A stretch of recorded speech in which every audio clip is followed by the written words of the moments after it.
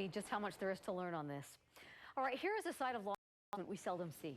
The guys who prepare for evil's worst creations that can take dozens or even hundreds of lives in an instant. Dave? Deanie, we're talking about bomb technicians, and in today's world, they have to know far more than just how to defuse explosives. News specialist Andrew Adams gives us an exclusive look at these detonation detectives. Andrew? Dave, these guys could encounter a backpack or a laptop bag with a cord sticking out. Either could be an improvised explosive device, and the trigger could be touching it, could be standing too close for too long. Bomb techs have to constantly remain on their toes, and how they prepare may surprise. Far from any houses. You already got that one. A sun-drenched stretch of gravel, and suspiciously yellow cord. It's on you, Scooter. And my finger, fire in the hole, is on a detonation switch. That was awesome. You felt the heat. Impressive to an untrained eye like mine, but to these guys, members of the Utah County Sheriff's Office bomb squad, it's just another fireball. Trying to make you nervous. Because nerves are an everyday part of the job. And my glimpse into their gig is enough to put anybody on edge. When you walk through that beam, it'll detonate. Infrared triggers are just one of the frightening realities facing today's bomb technicians. Peter Quittner shows us a table full of baddies. This is one of the training devices we built. It's a fully functioning circuit. Bombs constructed to look like dolls. It's cute and fuzzy, but he packs a punch. Backpacks, computers. And we can program this bomb to do whatever we want. Then there's this terrifying thing, the collar bomb.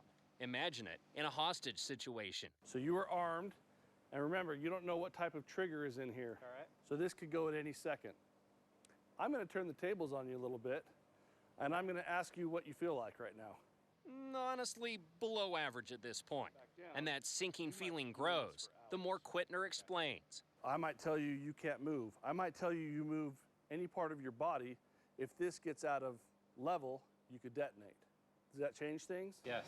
It does. A single wrong move from either of us, and it's curtains. And if you know that I'm someone trying to cause you harm, that's going to make it a little bit worse. Fortunately, it's just a demonstration involving a penalty wire tied to a small explosive charge in a bucket.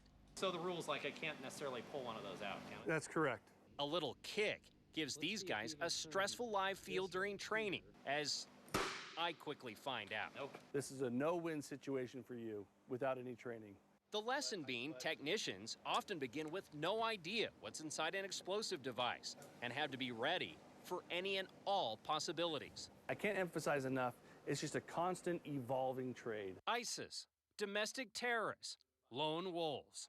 Most of them are smarter than me, so I have to work that much harder to learn not only what they've done, but how to create what they've created. Intel from federal partners helps bomb techs build the latest devices and then train to disarm them.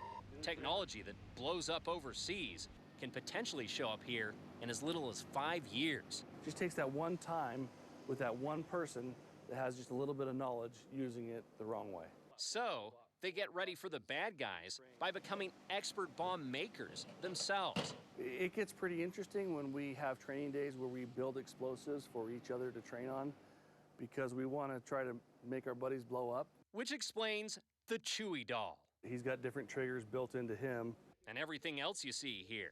That's why we train this way. They're bombs, homemade for a good cause, to protect the public and these people who put their lives on the line when nerves are high.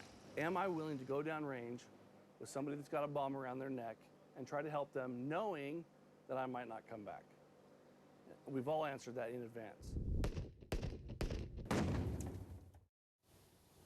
These guys, their hands never shake despite what faces them. They're human, though. The scariest part of the job for them, leaving and their families are home worried. They don't have a lot of information to give them. They just hope they make it back alive. Back to you. Andrew, we're proud of you. I thought you'd be covered in bubble wrap going into those little explosives, but you made it out alive. Nice job. A little tense. Very interesting. No Andrew Adams. Thanks, Andrew. Huh. How about that? Wow.